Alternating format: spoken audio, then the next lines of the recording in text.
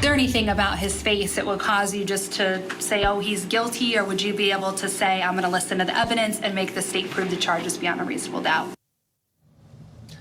Okay, this is a new case here on Court TV, and she's talking about her client's face. Let me show you his face. There he is, Wade Wilson.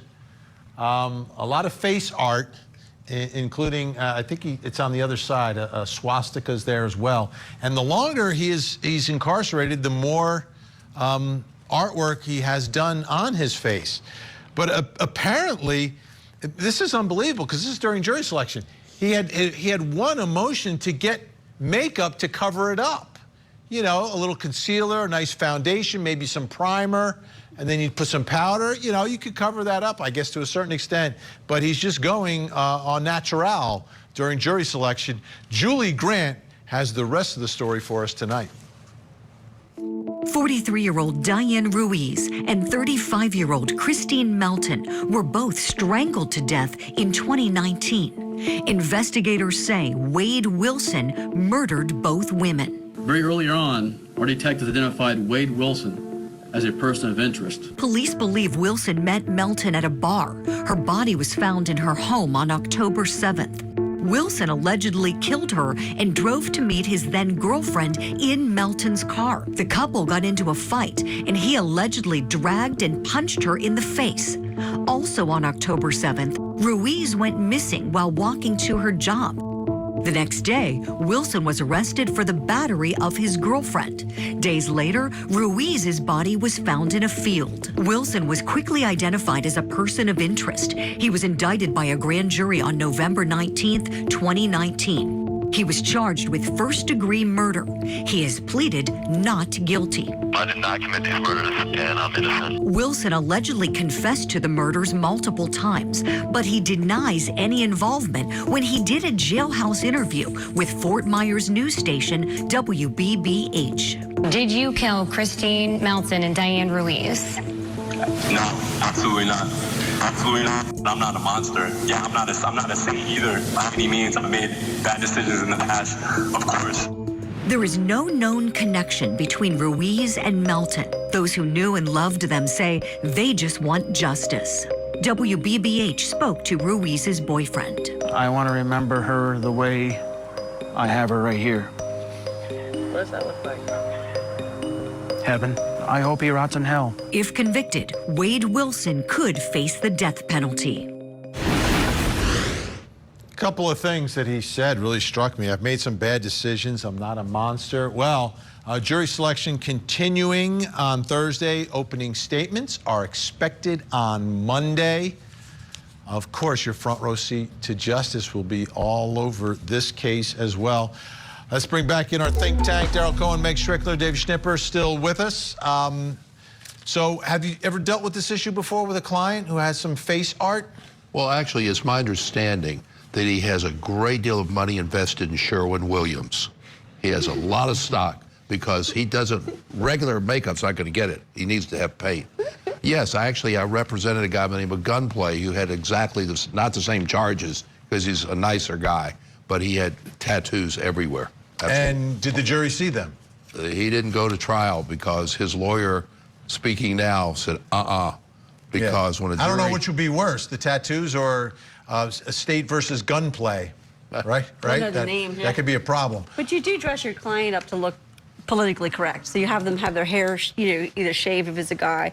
Well, you don't want to shave his head because then you reveal another swastika. But with him, he's got too much going on. There's not enough makeup. I kind of agree with Daryl that... I don't think he wore any. But he's doing this on purpose because he's getting more tattoos every day as he behind bars. Now, he's not the Wade Wilson who was your purple tie Minnesota quarterback. No. The Vikings in the 80s, great fantasy football quarterback, same name, may he rest in peace.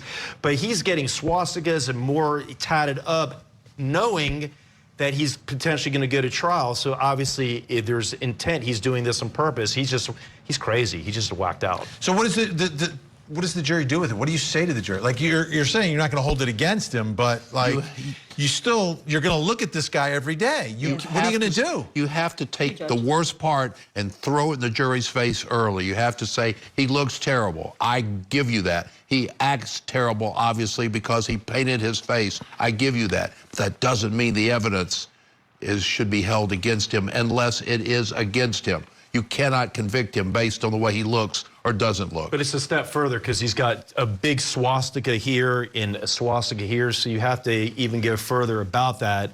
And like Daryl said, get out in the open with it. Look, the swastikas is a horrible, disgusting thing, but that has nothing to do with what he's being charged with. You have to base it on the evidence. Hear the evidence.